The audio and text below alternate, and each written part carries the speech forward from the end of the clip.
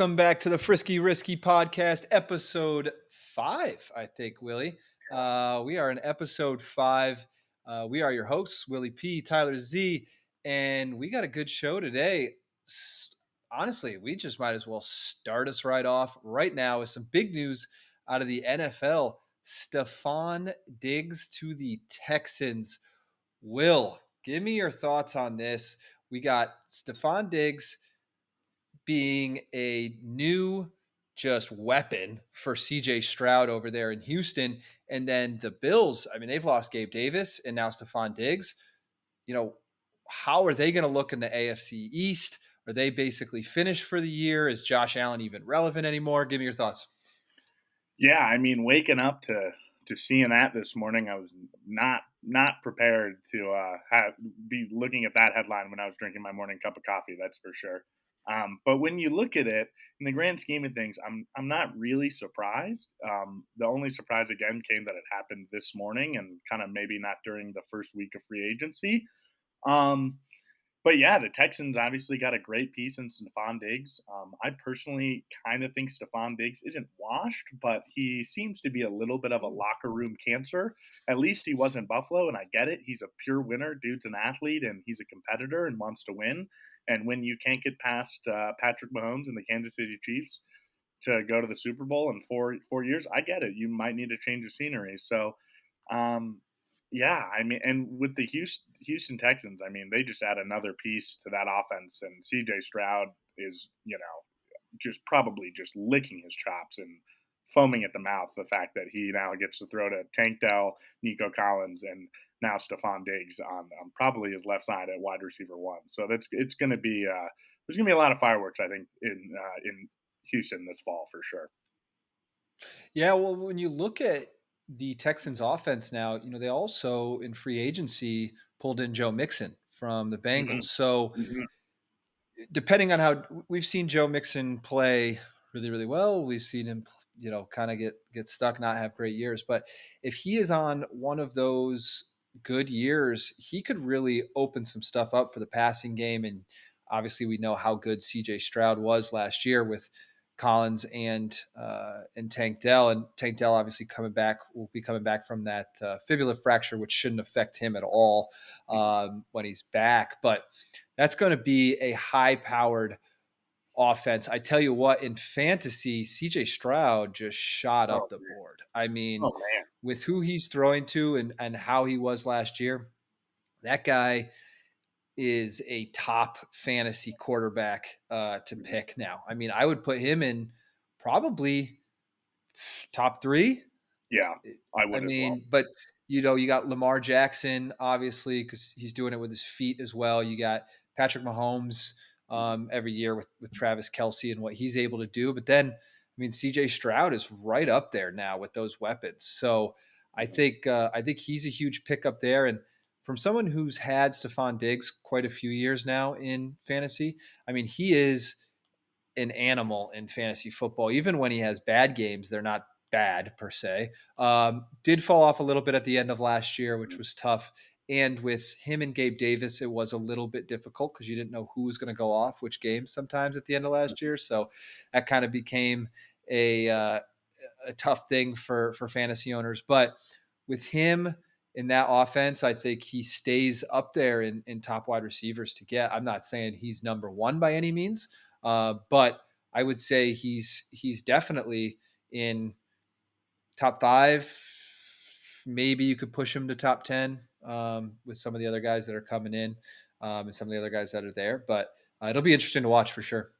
Well, and the big thing with that too that just sparks my interest immediately is how's Tank Dell going to look? And he'll look fine, but mainly Tank Dell, but also Nico Collins because Nico Collins obviously kind of had a pretty big surgence at the end of the season, and especially in the playoffs, being a deep threat for that Texans team. And it's I'm sure he's stoked to have another solid wide receiver in that wide receiver room. But at the same time, it's gonna impact his fantasy value a lot. I think mainly purely off targets. it could help him because obviously Stephon Diggs, I would assume, is going to be that wide receiver one for CJ Stroud, which means he'll probably get the best corners and the best coverage covering him almost every play. So maybe that'll open some things up for Nico Collins. And if that does, that's scary because we saw what that guy can do, especially on the deep route at the end of last year. So if he's, finding himself in a lot of single coverage at the line, getting pressed, he could also find his way back into a at least top 20 fantasy spot at the end of the season, and I wouldn't be surprised to see him maybe get to top 15 or greater just because of purely the volume that he could find.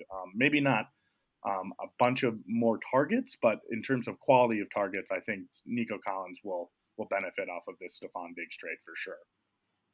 Yeah, Dell, I believe he had 20.4% of the target share last year. That's incredible. Ended up with 709 yards, which was 64 and a half per game. Obviously, as we talked about, because of injury, missed a couple of games at the end of the season there. But yeah, I mean, I think this offense only got better. If they can keep that locker room, like you said, in check, then after what they did last year, they've added a lot more pieces. So it's about to get real fun for them over there Well, and the in crazy Houston and thing Houston fans. Yeah, and the crazy thing now is everybody always, since this is a betting podcast, I immediately also went and looked at what the odds changes were for Houston after this big signing because it'd be impossible for them to not get better, and they did. They started out at 22-1 before this trade, and now they're at 18-1. So that's a pretty big line move for them. And AFC to win the AFC, they went from 11-1 to 9-1. So they're moving up, and as what Vegas thinks is going to be one of the best teams in the conference, as they should be.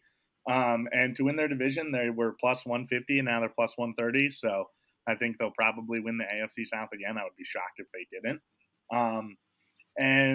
And their win total though is still 9.5, which I think is a little interesting. So it seems like maybe Vegas is not saying that win total and what the odds are to win their division correlate hand in hand, but it seems like even though Vegas has them probably going to win that division, it doesn't seem like they're going to go much higher in their win total than they did last year, which is just interesting to me because you'd think with a team with this many weapons that they would maybe move their total to over 10.5, over 11.5, something like that. But who knows? We'll see. And also, I mean, the Jaguars added some pieces.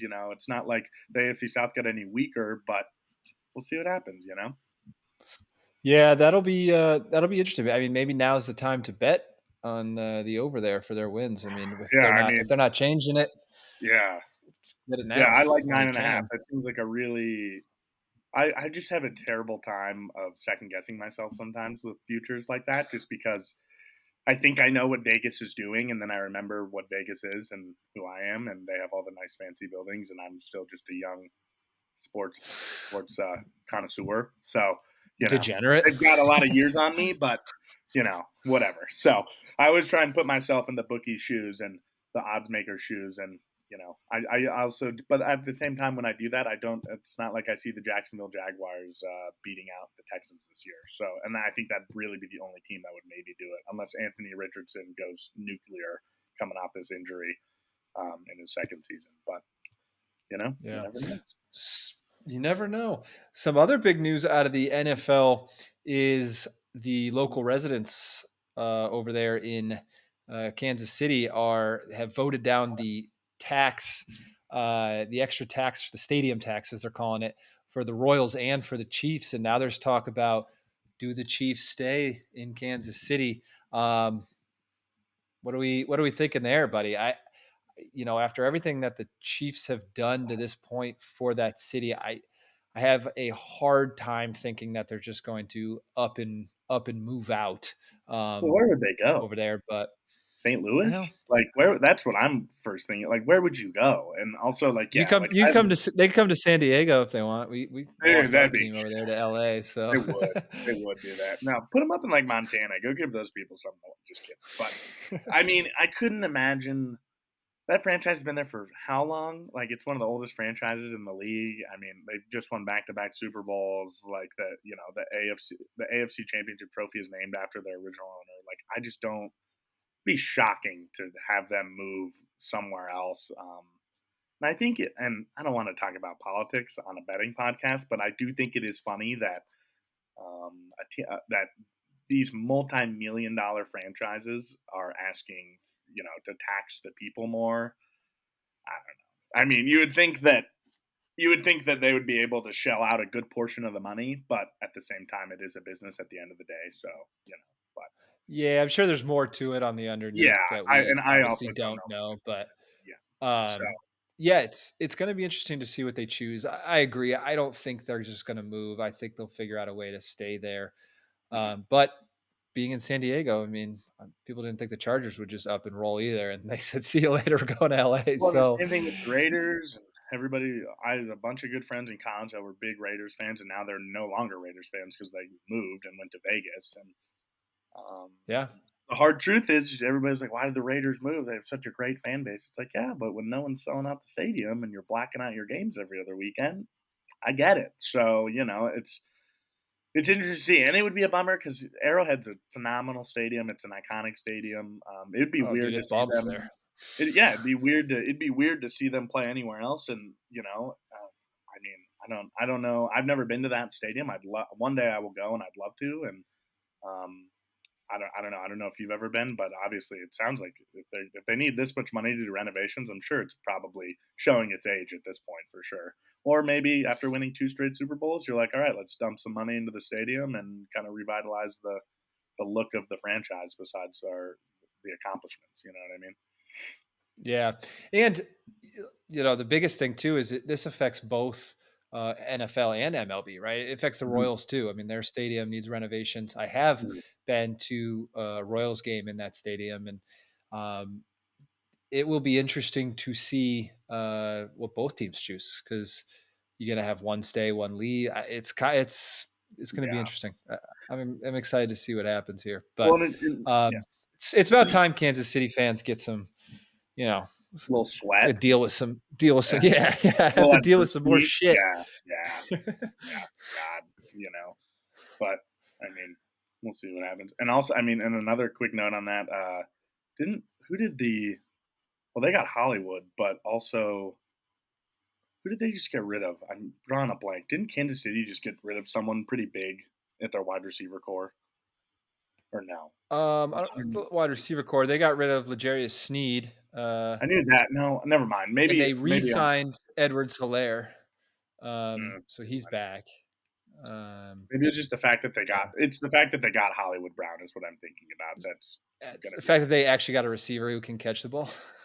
yeah, little poor man's Tyreek. Yeah, pretty sweet. So we'll see. I don't know why I thought they got rid of someone. Maybe I think they got rid of MVS, who's their Oh. saving grace. Whatever.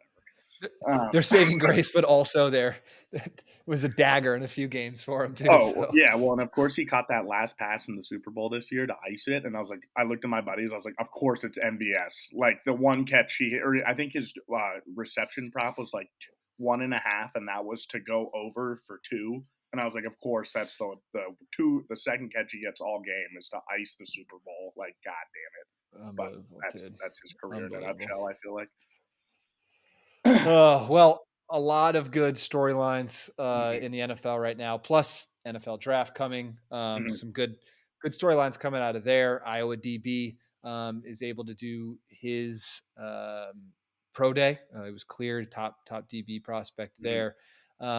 Plus, JJ McCarthy's making a little bit of a name for himself with everyone. Is he going to move up the board? People talking about trades now to get Who's his agent? Drake May, and I don't know who his agent is, Well, but he's doing a there's hell of a job because that guy, oh man, his draft board movement has been something to be studied. It is incredible. dude, I'm just waiting for all the GMs to completely forget how how Milton throws close passes and just focus on his power and his arm out of Tennessee, and someone draft him and then be like, "Oh yeah, that's right. He has no touch on the ball close. He just fucking launches it 70 yards down the field." What's that It's guy? gonna be That was freaking him. fantastic. I think it was him. I think it was him at the draft at the combine, and they were doing deep balls, and he had that one. There's Oh that yeah. one clip that went viral, and he just threw an absolute nuke. And right, Oh yeah. even before the guy catches it, he like shoots guns or whatever. And I think it was PMT on part of my take was like, it's like that's all I need to see. If I was a GM, I'm drafting that dude in a heartbeat. I was like, Jesus, like we've seen quarterbacks like this that don't have a lot of good touch, not a Oh lot of yeah. other intangibles besides this massive arm. And I mean, I thought the same thing with Patrick Mahomes, and now we're here. So I'm not saying Someone's Joe. gonna forget though. Yeah, well, and it's I'm not saying Milton's going to be Mahomes, but yeah, someone's going to bite the bait of, oh, this dude can throw a 75-yard deep ball. Let's just take him, you know. So I've seen hopefully, the stuff going around that's like, "Oh, need a long ball? Dude, Milton's your guy. Throws perfect long ball." It's like, "Oh, need a short ball? Milton throws perfect long ball." Just yeah, like zero in between, man. It's just go long. He's yeah, just you bring him in for Hail Marys and just go routes, dude. yeah, hell That's yeah, what it is. hell yeah. But yeah, a lot of good stuff in the NFL right now, a lot of stuff to keep our eye on, which we will and report back here and at thepredictors.com. But let's jump to March Madness, which obviously we have been having a ton of fun with. Mm-hmm. The boys back here made it to the final four, roll tide. Um, Figured they would have a hard time with Clemson, which for a lot of the game they did. And then Mm-hmm. they just kind of caught fire behind the Mm-hmm. arc there a little bit at the end to ice it. Mm-hmm. UConn is still absolutely murdering teams, absolute juggernaut over there in the East. And then we got Purdue, who's made it farther than I think either one of us thought they would because they usually blow it. I had them A losing lot in of the Elite emotion. Eight. Uh, Yeah, I had him. I think I had yeah. him losing the Elite Eight as well. But And the real story, though, is DJ Burns, NC State, the quote unquote America's team over there. Obviously, as a Bama alum and growing up in Connecticut, love both of those teams, but I do love the way DJ Burns is playing. And I am very excited to see him play Edie because Edie cannot back down DJ Burns. I just don't think he has the strength to do that. If DJ Burns is 6'9, 275. mhm. So he has a big body down there. I am interested to see if he fouls out because everyone who seems to go against Edie just gets fouls called against them. So it's going to be interesting to see. What are your thoughts? Yeah, I mean, just starting with NC State, they've won 9 games in a row, going back to the ACC tournament, which is just outrageous. The parallels that this team is having with the 19, I think it's 86 Jim Valvano NC State team last time they won a national championship, very similar. They won 10 straight games to win the national championship. So NC State, is on a very similar path, and it's honestly uncanny how similar it is. Yeah, DJ Burns is obviously America's sweetheart. I've watched him play the last, I think, 2 or 3 years at NC State, and he was always kind of just lurking around there, but never He really seems had. like a good guy.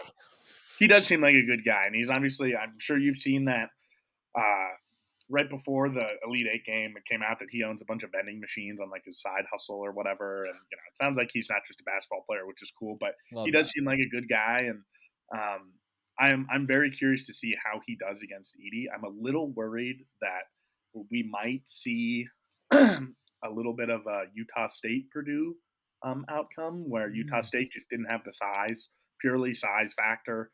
Edie was grabbing boards all over him, and if they were behind him, they had to go over the back on him, obviously because he's 7'4". So, but like you said, I don't think Edie is going to just back people down like he's done these last couple rounds and get 30 around the rim and not have a lot of trouble. I mean, he's a big boy, and also if DJ Burns is shooting 13 of 18 again or anything like that and dropping 30 points, that's a tough dude to beat, especially in college basketball. So, I mean, I don't think Purdue will walk all over them. I wouldn't be surprised if Purdue won, or they probably will. But knowing this NC State team, they've shocked pretty much everybody in this tournament. So, there's something to be said for It's riding the hot hand. Yeah, it's going to come down to positioning for Burns, right? I mean, if he can get underneath TD, back him up a little bit to get those rebounds, it's going to be obviously a lot easier game for him. I think on the offensive side, uh, Edie's going to have a little bit of trouble. I don't think he's going to be able to get as close to the basket as he wants. And if Burns can take away that right side, I think we'll see a lot of misses from Edie, and I think he'll get frustrated.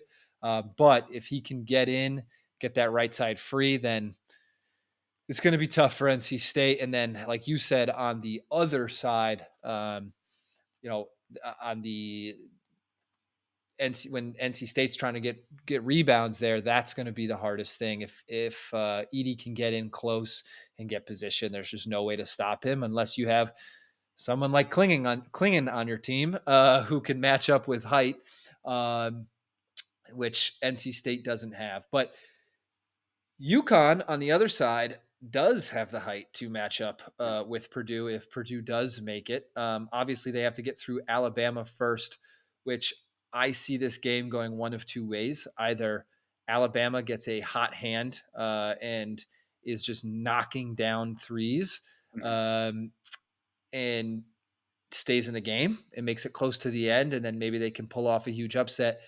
Or they end up like every other team that UConn has played, if they go cold and they lose by 25 because they same thing. They have some taller guys on their team. I was looking, they got some 6'10. I think there's Mhm. a 6'11 and a Mhm. bunch of 6'9 guys, but dude, Klingon is a Mhm. difference maker at UConn.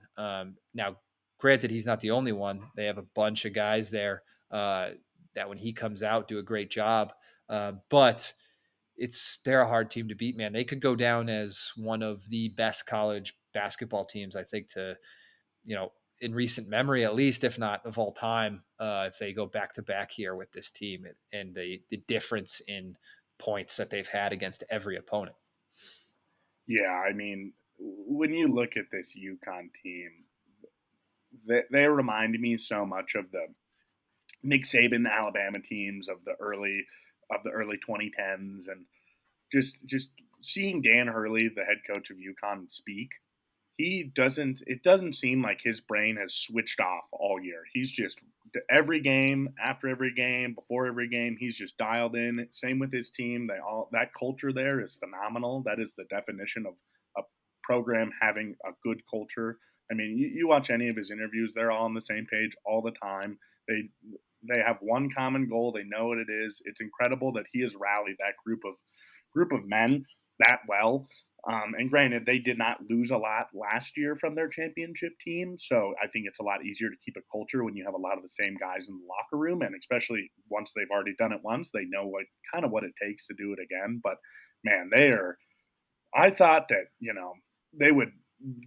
We all thought they'd kind of go this far, but I didn't think they'd beat teams by this many points every single game. Like it's sad to watch for It's these other awesome to teams. watch if you're a UConn fan, but also, yeah, if you're just a Oh man, basketball fan, you're and I'm like, a my UConn God, it's fan, like but boring. oh man, I mean, and we talked about it last week.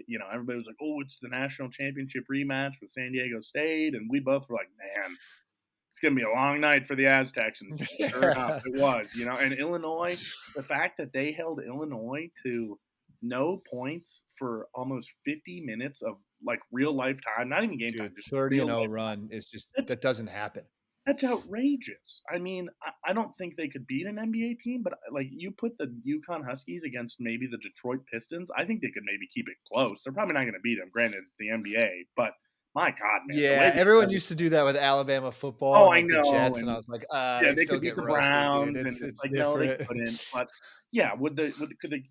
If you gave the Huskies 25 points, I bet they could maybe cover that. Plus 25 against Detroit, I bet they maybe, but who knows? Then I say that and they would do it and they'd lose by 50, and I'd be like, yeah, you're an idiot. But yeah, I mean, Klingon's a monster. Tristan Newton's a great point guard, runs that offense well. I mean, everything they do is just the right thing to do. Even when it was close against Illinois in that first half, you could tell they were sweating a little bit. Probably the first time all tournament, but I don't know what Dan Hurley does in that locker room. I'd love to be a fly on the wall during halftime because whatever he does, they just lock in and they go to work. And yeah, Yeah. Alabama's going to need to play the best basketball they've ever played in their lives to beat these guys. And maybe they do. Mark Sears has been electric. I mean, he had 23 last game. He shot 50% from 3. I mean, he's that engine for that offense besides Estrada, and I mean, it's not out of the cards, but yeah, they're going to have to play damn near perfect basketball if they want any chance to beat this team. And hopefully, maybe UConn will finally get caught on a bad night. But the way that Hurley has those guys prepare and the way they show up every game, it doesn't seem like UConn can have a bad night,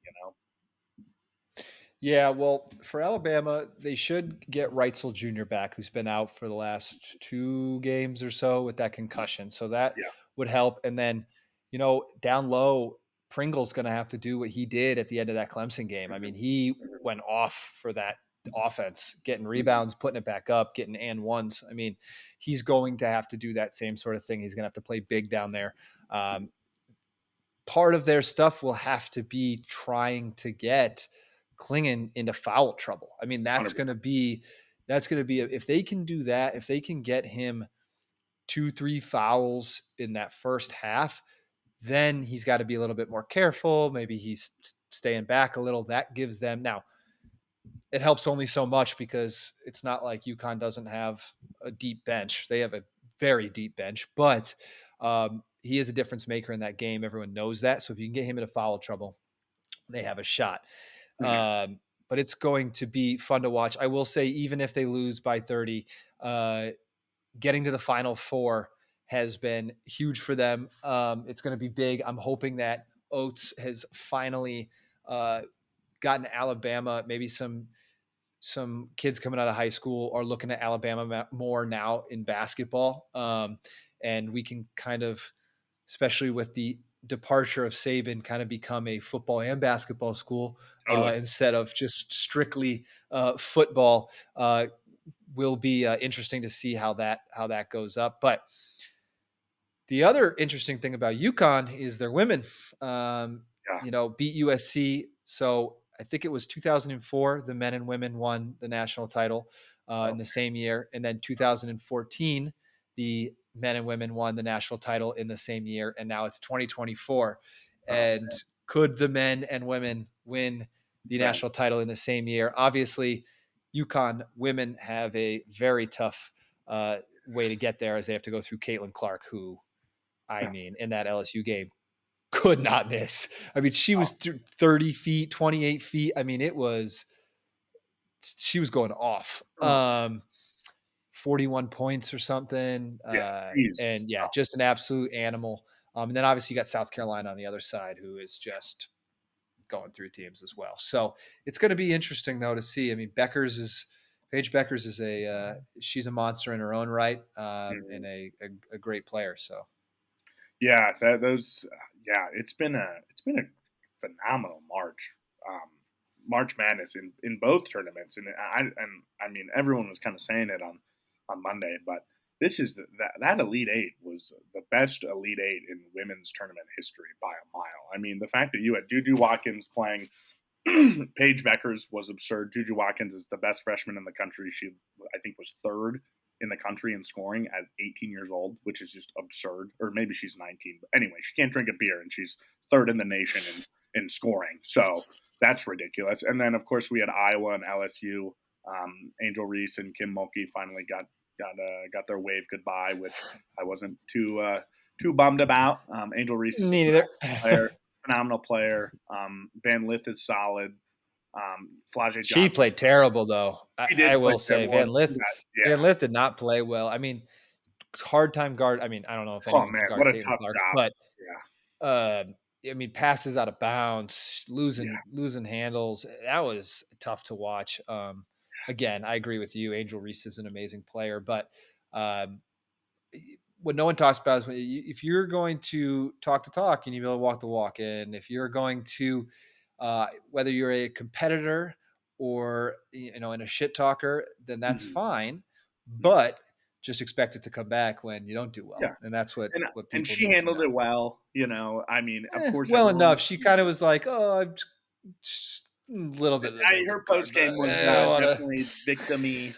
I didn't expect anything different from her. She has done a She lot. does get hate. I will give her that. She She does get a does. lot of hate, but She does. it's not completely just unwarranted. It's not like Oh, you're not 100%. out there waving goodbye to people, pointing at your ring, doing all the Yeah, yeah, talk. So if yeah. I you're going to mean, do that, expect it to come your way. yeah. And that's what I thought was so funny. Just a side note of, I think it was like the first like 2 weeks of the season this year for the women when I think might have been Nebraska. Someone upset Iowa in Iowa, and or excuse me, they had upset Iowa when Iowa was on the road. So they did the classic storm the court, and there was that video that came out of Caitlin Clark getting Oh, hit, but yeah, they slowed it down and she injured. dropped by a mile. It's women's basketball honestly has more dramatics and parody. I feel like than men's, just because those girls they do not want to lose. Not saying that men do, but you know what I mean. Like it's a whole other breed. It seems like sometimes with those women. Like I think there's so many fights. It's crazy to me, but Well, I think they're they're just fighting for competitive something more than just the wins, right? I mean, they're for fighting sure. for women's basketball as a whole. I mean, you Totally. saw, I think the views were 12.5 million of that LSU Iowa game, which is more than any ESPN college ball game ever, and all this different Yeah. Oh yeah. stats. I mean, it's crazy. It's awesome for No, women's it's yeah. basketball to come that It's what they far. need. So and Especially hopefully, for people like us who have followed UConn forever just because of where we were born or who our yeah. parents were. My mom went to UConn. Obviously, I'm from Connecticut, and yourself and your family from UConn. Um, Women's basketball has always been huge. So Always. I've watched UConn women's basketball since I was, you know, this tall. Yeah. Yeah. So now it's crazy how big it's getting. It's fun to watch. It's about time. They're more I pure mean, shooters too in some ways, some of those girls. I mean, dude. they just like you see, don't get me wrong, like obviously Steph Curry and those guys, but like when when Caitlin Clark or not even Caitlin Clark, but some of these other girls have open threes, it's like it's going in. It's not And they like, oh yeah, swish. she's probably gonna brick this. It's like No. it's Yeah. pure And they every time swish it it. comes off their hand. No. Yeah. Yeah. If you can get a D1 women's college player open in the corner with 2 seconds of time, she's going to hit that 9 out of 10 times. It's crazy. And It's everybody's like, crazy. oh, they're not as good. And yeah, well, they play a different game. It's not as They physical. can't dunk, but most of Yeah, them, but like but no, yeah, and that's where they make up for it. Is yeah, they are I mean, look at Sabrina Ionescu. I mean, Caitlin Clark, Paige Beckers. I mean, Juju Watkins. Like, there's a reason why they're all phenomenal scorers. Is because they have to be. You're right. They can't yeah. rely purely on athleticism and getting to the rim and dunking like a lot of these guys do in the NBA, and that's where it's different. But whatever. But yeah, I mean, those girls, yeah, they can shoot the lights out, which is crazy. And also, I Brings mean, you how back to many the dudes are Subird to Rossi days. dude, they were crazy. I was they were I was a little too young to watch them, but my UConn like diehard fan always is Maya Moore. She was a freaking dog at UConn. Oh my Yeah. god, her and Brianna Stewart. Oh man, I mean they Oh were yeah. but yeah, I mean it's crazy that UConn women and men are in the Final Four. Same with NC State. They got both their programs in Yeah. the Final Four, which is crazy to Yeah, and see as everyone's well. counting their women out because they're I playing know South Carolina, but you that's can't gonna be a count them tough out. one. You never know. South Carolina is the same thing as UConn in the betting world of it's South Carolina versus the field and it's UConn versus the field. So, and I think South Carolina is like -2 something. It's crazy, and they've lost one game in 2 years, so it makes sense. But you never know. We'll see. And that one game was to LSU last year, so Yeah. Yeah. It's hey, anything can happen. And before we switch over to NBA and to talk a little bit about the playoffs and then some good bets, I would like to congratulate you. Your Filipowski Duke finally finally came true, where he had a terrible game for his standards, for sure, and Duke is now out as you predicted at some point, maybe a little bit earlier, but they finally did not show up to a game, and they paid for it big time. it's just yeah, and So I just don't get me wrong, Filipowski is a great player. He'll probably be a first round pick. He should be a first round pick in the NBA draft, but yeah, I mean when you have that many accolades and praise all season, and then you come into an Elite Eight game against a team that, granted, they did beat you twice this year, but you know very well in NC State, and you put up 11 points on a terrible shooting percentage. What's going on?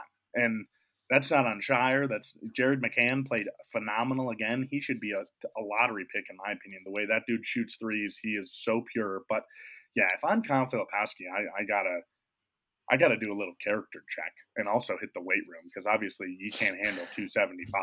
So, getting bullied down low. oh man, he looked like a little boy, and But it was to be fair, you said that, right? You're like, if a team can keep him from getting down low yeah, and putting in those easy shots, Duke's going to have a hard time. And sure yeah. enough, that's exactly what happened.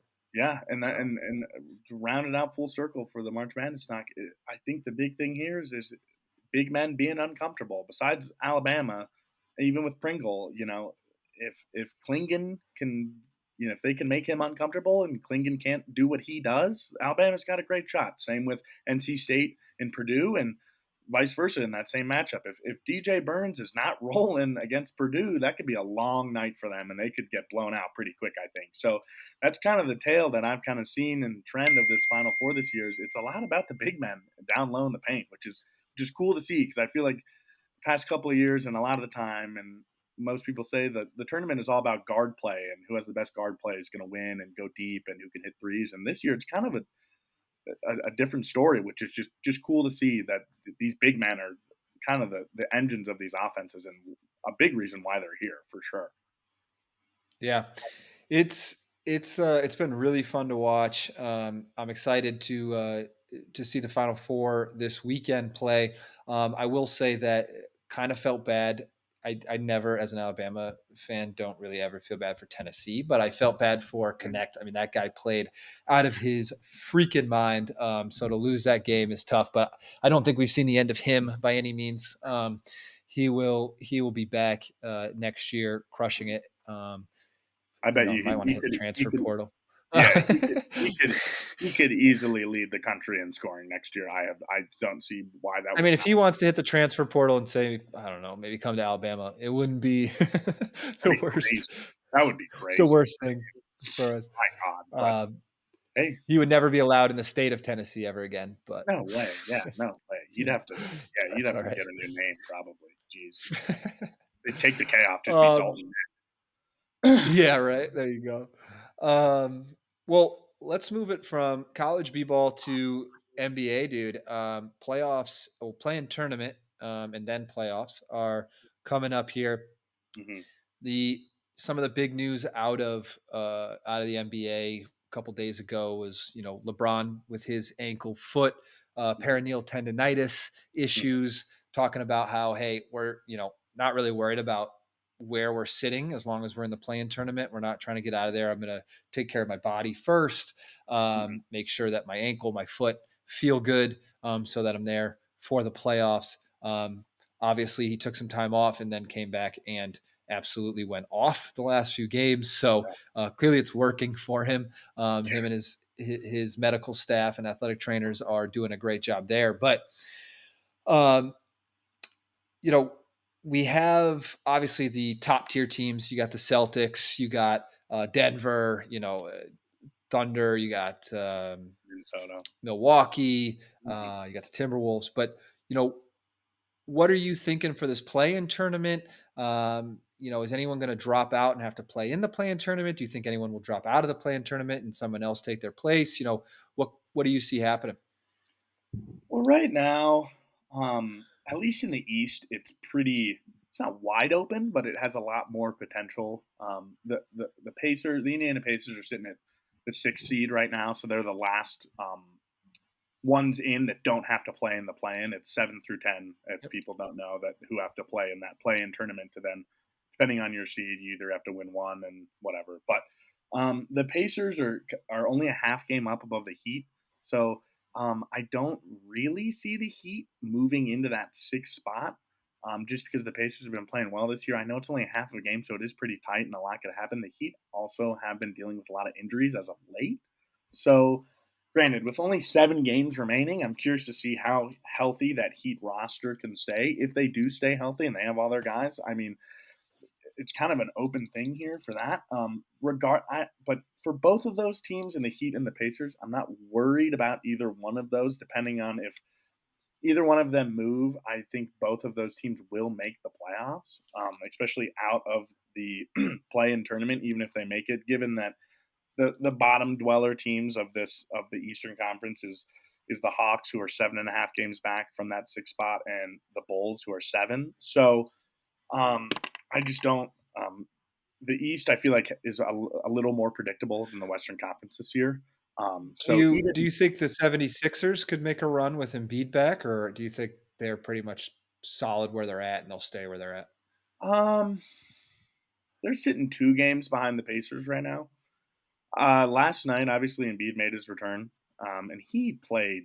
I think he played almost 30 minutes last night, which I was just baffled by because after missing that much time, and granted they didn't do surgery, but for a guy that has the track record of injuries that he does, I was just shocked that they were like, let's give him a pretty much a full workload one night back, and they did end up coming back and beating the Thunder, so it paid off for them. And he looked solid. I think he had like 24 points and 8 rebounds or something. Like he looked healthy.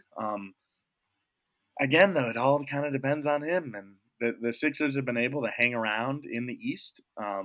Granted, they're sitting at that 8 spot right now, so they're in the play-in tournament. But they are they've been able to hang around. It's not like they dropped off significantly and lost a bunch of games. They've done well. Tyrese Maxey mainly has been their engine. Dude's just been running the offense while Embiid's been gone. Um, do I think they'll do better with Embiid back? Yes, I do. Do I think they'll make a deep run in the playoffs this year? Probably not. Yeah. I just don't. He's Embiid's missed so much time, and that takes a toll on the locker room and chemistry. Granted, I'm sure their locker room vibes are through the roof right now. Now that they got their former MVP back and the leader of that locker room, but I just think the East is kind of too loaded with teams like the Knicks and the Bucks and Boston being the juggernaut that they've been all year. I think it's pretty hard for them to. I think it's hard to argue for them to maybe make it past the first round, and even I think if they did, the second round is their limit this year, purely just off of the misfortune that they've had in their roster. A team Yeah. that I do really like, though, I mean, they do it every year, and it's kind of like they kind of remind me of like NC State this year in the March Madness is the Miami Heat. I mean, that Heat culture loves to stick around, and I don't know what Eric Spoelstra does in South Beach to keep that locker room humming like that, but like I said earlier, they have had a lot of injuries this year, especially as of late, but it hasn't phased them a lot. And as long as Jimmy Butler's suiting up for you in that starting five, the Heat could always make some noise. So, um, yeah, I mean, yeah, I hate that every time we talk about the NBA, it's there's always some big injuries going on. But that's also just sports. So that's just my big thing with a lot of these teams is if they can stay healthy. Same thing with the Denver Nuggets. Denver Nuggets look like a juggernaut again, and everybody's like, "Oh, the Thunder are good," and the Timberwolves are right there. And I think right now they're all the Nuggets are first in the East to win the East at the 1 seed, but they're only a half game up above the other two, and they've been flip flopping every night they play. One team will win, the other team will lose. Two teams will win, one team will lose. It's been a lot of parity at the top of the West. But kind of looking at the bottom of the West, it's pretty tight, and the Yeah. Lakers are they're 2.5 games back from that 6 seed. They're in the 9 seed, so they will have to play in the play-in. And being at that 9 seed, they got to win 2 games in the play-in to move on into then get an actual playoff berth. So that's interesting. I'm also surprised that the Suns and the Kings are in the play-in tournament as of right now. They're both a game back of the Mavericks and the Pelicans, who are tied for that 5th seed in the West.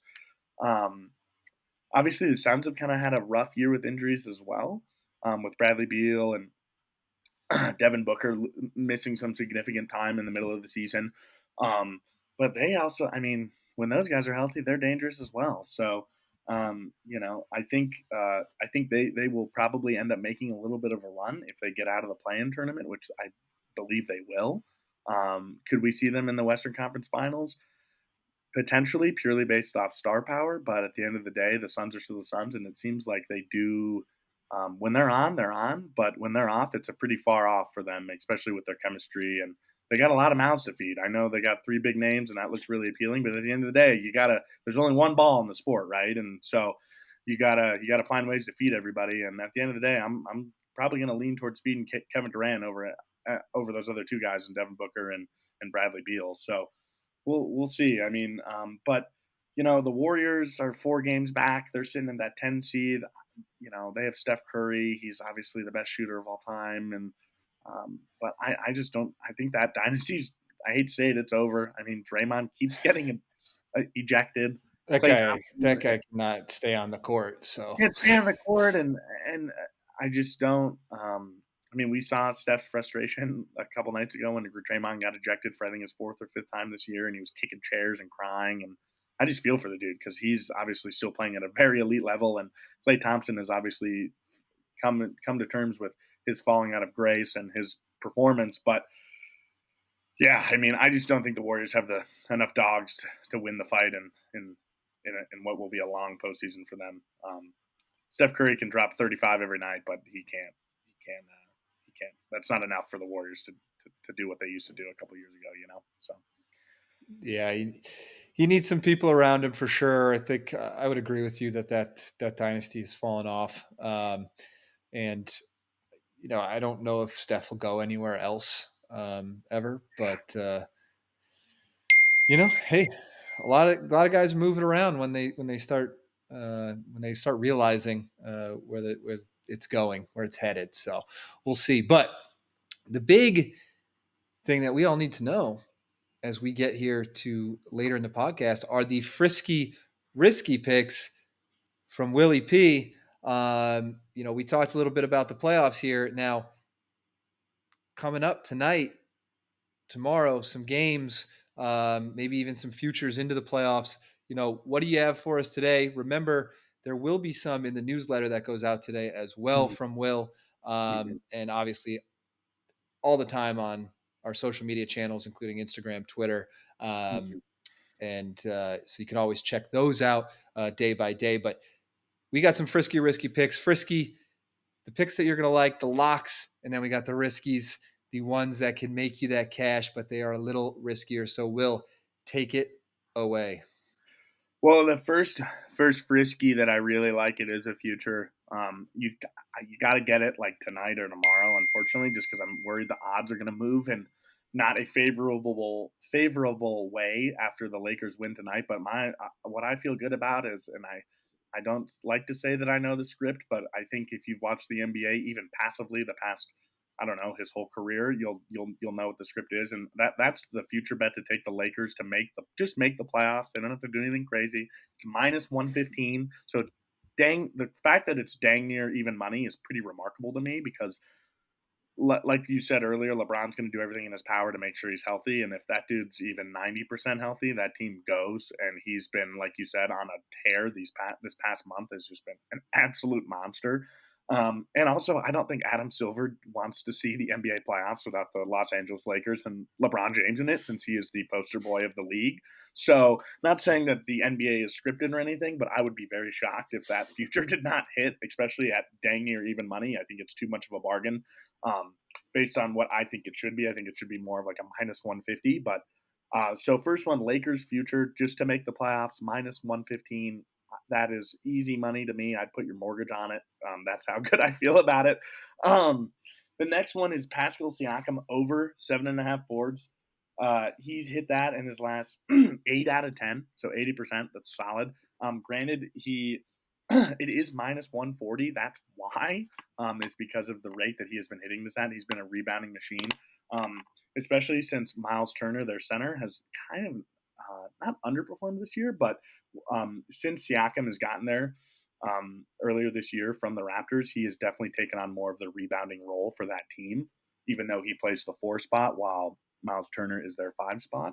So I would take Siakam over rebounds, 7.5, 8 boards does not seem like too much against the Nets. The Nets are a struggling team. They're 14 games back from even being in the play-in. So I think they'll have a big night tonight, and 8 rebounds does not seem like a aggressive line for me at all. I feel very good about that pick. The next one I got Pelicans minus 4.5 at minus 106. I know it's close to even money. It should be maybe a risky whatever, but at minus 106, you're dang near again doubling your money. The Pelicans are coming home after a kind of a tough road stretch against the Suns and the Celtics, where they kind of got not blown out, but they lost by double digits in both games. And the Pelicans are sitting at that 6 spot right now, tied with the Mavericks for the 5th seed to get to get that playoff berth and hopefully not have to play in the play-in tournament. So I like the Pelicans minus 4.5 tonight. Lay them on the points. I think they'll have a big, kind of bounce back game. They're kind of due after, like I said, getting beat down pretty good on the road the last 2 games.